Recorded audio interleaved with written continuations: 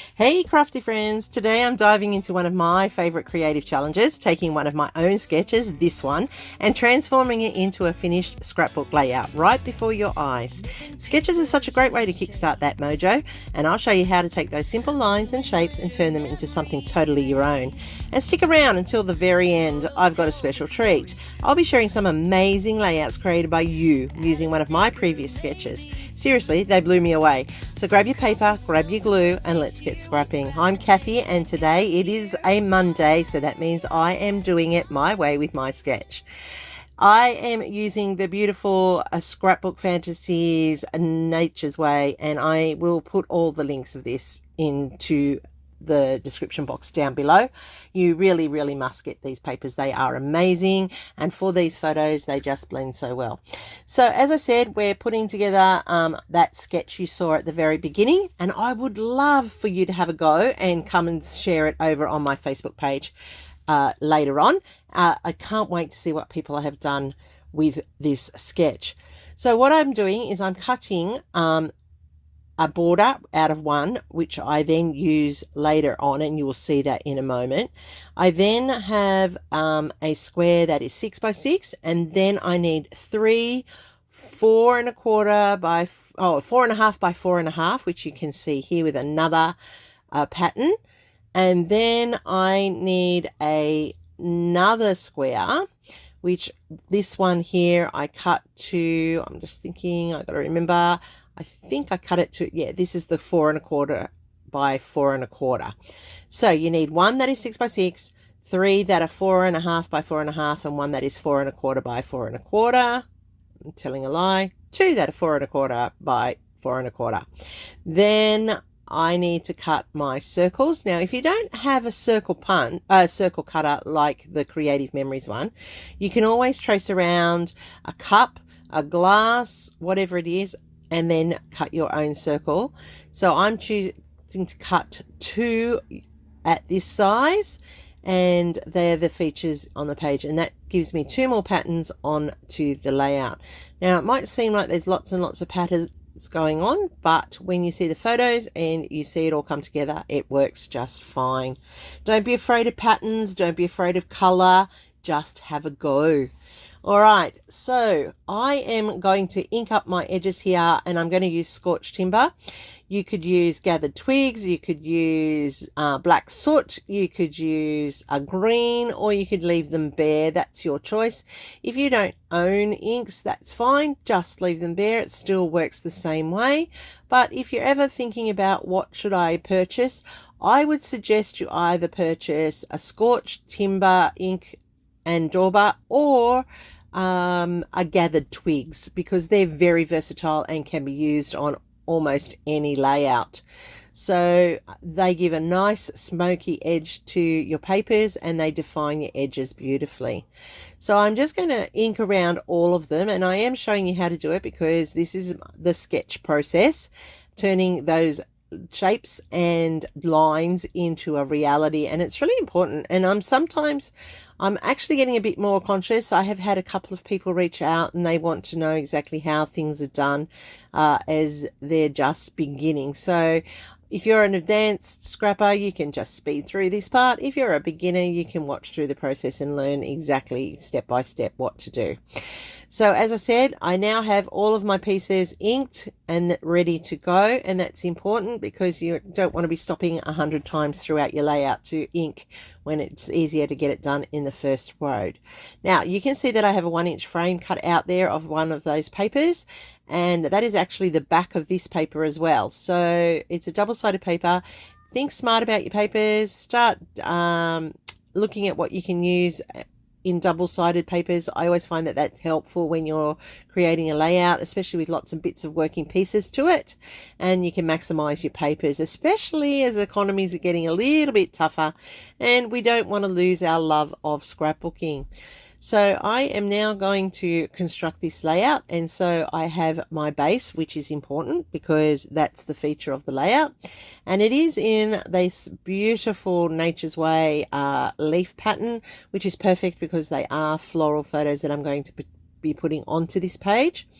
And then I have put that down. So now I can start layering up my pieces and working out. Now you'll see I'll make mistakes. So you'll see me lift it up. You'll see me move it around. You'll see that I actually, even though I'm following my sketch, I still make mistakes. Remember, a sketch is a guide. It doesn't have to be perfect. You can do it any way you like, so long as you're comfortable. And in 30 Days of Sketches, this is the whole philosophy behind it. So that's why I am just going to show you that even though I designed the sketch, I still made errors following the sketch. So I put down my first square, then I have gone with this paper here, which is another Nature's Way B-side paper, and it actually has the colors more to bring in the colors of my photos. So it's really important that I balance my photo with my page so that there is harmony in the colors and the patterns and the designs. All right, so I've put down that first 6x6, okay, and I've found the center point, and that was important for the point of the corner because it allows me to line up everything else in the right order. Then I realized that you watch, and I had to lift and I'll move because I think I got it around the wrong way at first. And then, oh, it's not this part. It's when I get to doing the photo part that I make a bit of a faux pas, but I fix that up pretty easily. So you can see that they now sit on top of each other and sit in the pattern, and that's important. You can see each one distinctly there. And I am just basically following the sketch verbatim. So I'm just putting down the shapes where the sketch has them and putting that together so that you can see what each shape has as a role in the layout. Now I'm just getting my two circles ready to go, and one's going to be over here at the top right and one goes to the top bottom right, and that's important that they go down because the triangles have to go over the top. And I'm just layering them where they just touch, which is perfect. Now I'm going to put in the extra pieces here. So I've got the first one that's going to go there, and then I'm going to layer this one up over the top of that, and this one tucking in down there. So you can see that I've set up diamonds all the way across the layout, so it looks really, really effective. Now these are the branding strips that are cut from the papers. This is why you never throw those zip strips or branding strips or the extra almost 3/4 strip that comes at the bottom of your pages, because you can utilize them because they match the patterns or they match the designs of the layout, and that's important when you're wanting that harmony to be successful. But remember, I don't always use from the same design pack, but today I am. But you can just mix and match your papers. If you've got a whole stack of single pages that are of similar colors, that works as well. And you've seen me on lots of other videos do that, where I mix and match my patterns from different papers all the time. So I have got these 3 branding strips, which are going to become that vertical strip down to the left. So it's not centered, it is over to the left a little bit. So I'm going to layer down the first one, and I'm using my triangle points to guide me. And you can see there how this is easy to construct with these branding strips. They just sit there on the page, and then I'm going to cut off about 3/4 of an inch from one of them, and that allows me to create that staggered overlay. And you can see that there, and that's now a vertical landing strip, and the colors just match beautifully.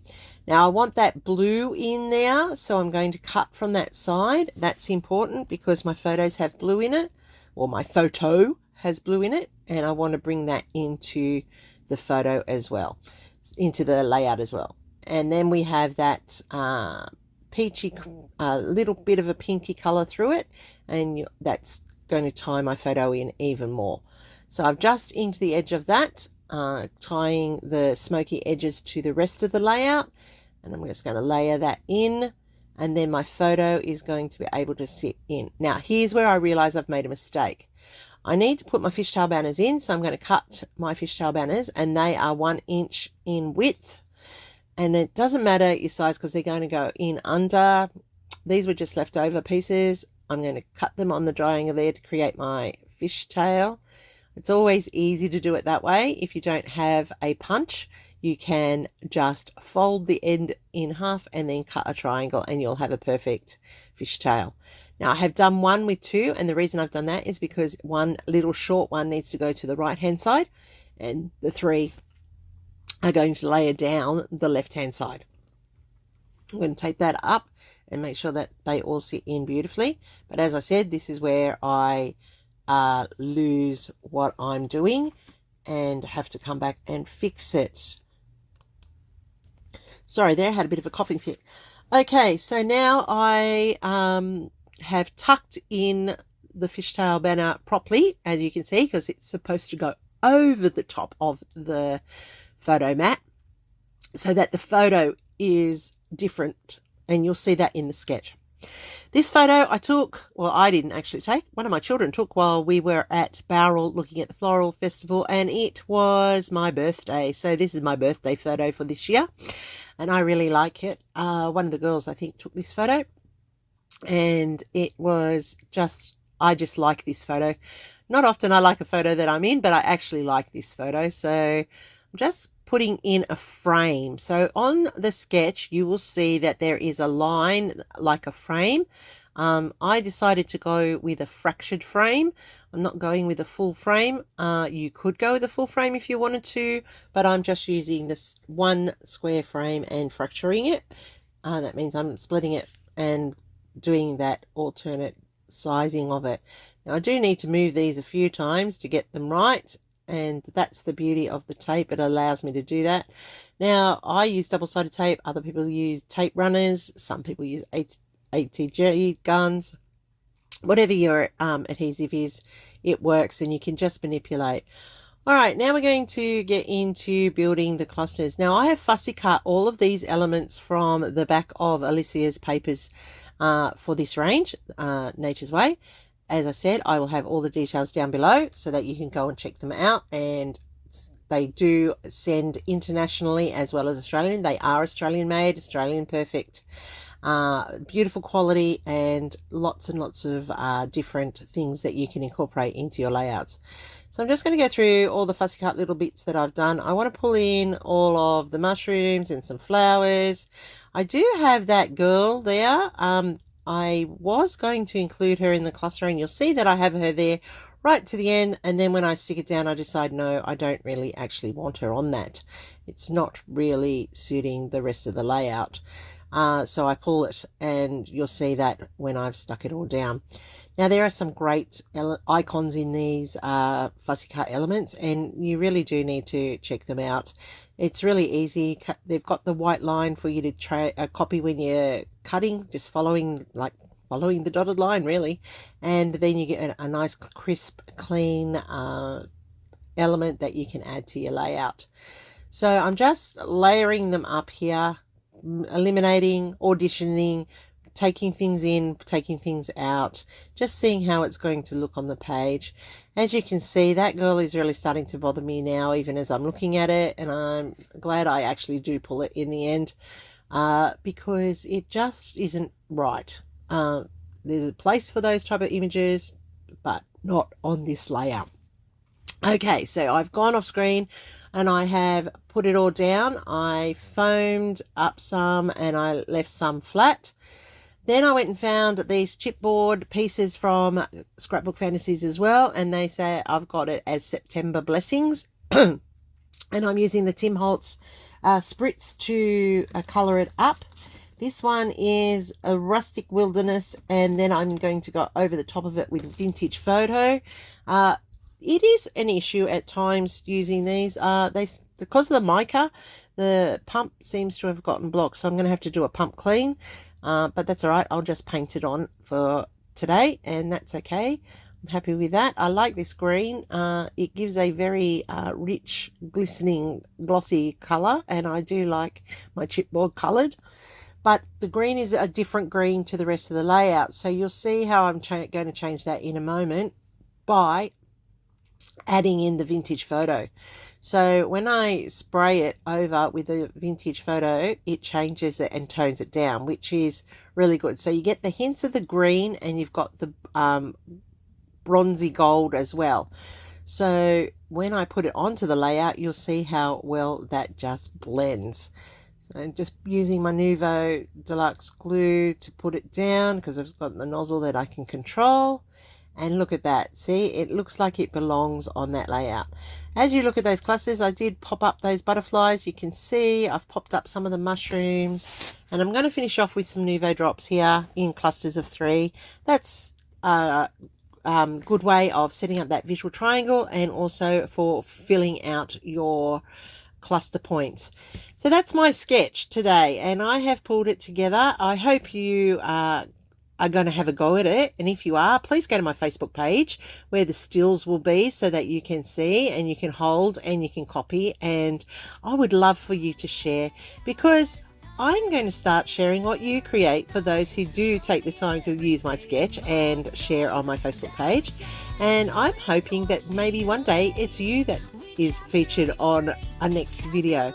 What do you think? Did I hit the mark today? Did I get my sketch right? Have I inspired you to get creative today? And that's a wrap on today's crafty adventure. Thanks so much for watching, and if you had fun or you picked up a new idea, go ahead and hit that like button, subscribe, and click the bell so you don't miss what's coming next, because I've always got more paper, glue, and ideas ready to go. Let's check out what other people have created using my sketch.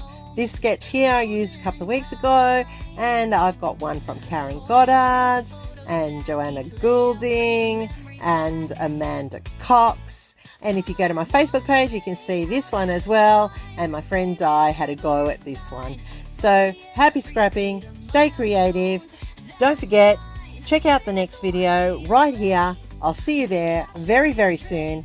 Stay creative, friends.